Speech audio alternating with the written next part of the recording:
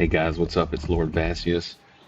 What you see before you is the current development for hand tracking for the Avatar Mech project. One of the first things you'll notice is the jitter, and believe me, I'm currently working on that. I have two aspects that I'm having to account for that I think are going to really tidy this up a little bit and make it more smooth. Now, if you're familiar with my content, you'll know that I have created a system which tracks the whole body movement and not just the hands.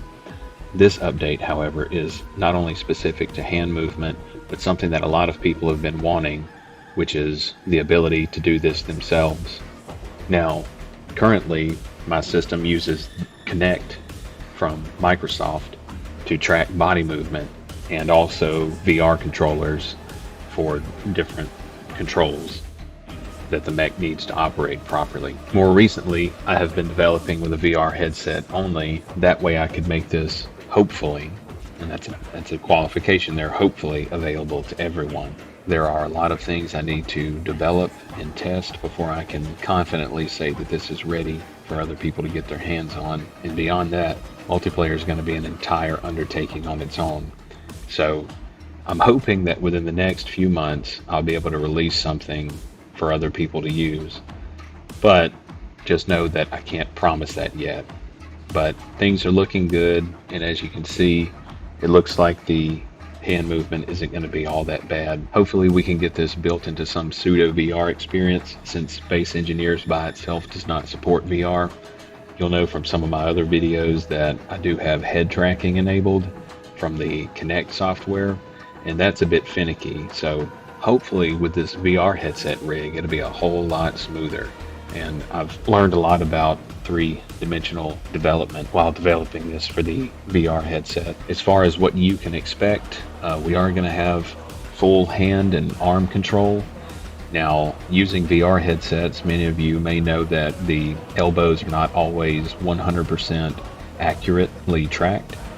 This is because inverse kinematics is being used, and so it's more of an estimation, because these VR headsets in and of themselves don't track your elbows. They track your hands and guess where your elbows are. But you can expect, just like you would see in VR games, full arm movement and control in that regard. As far as leg movement goes, I think to start off with, the safest thing is going to be to build some sort of wheeled rig to where you can just use the joysticks on the VR controllers in order to control some sort of simple wheeled system, and then maybe in the future we can expand that.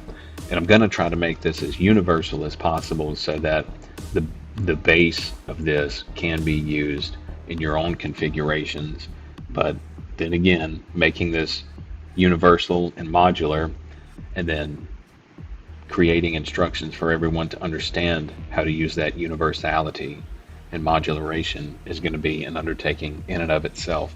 So all of that to say that if this is something that you think is cool, just follow the channel, keep an eye out for updates, because I am actively working on this.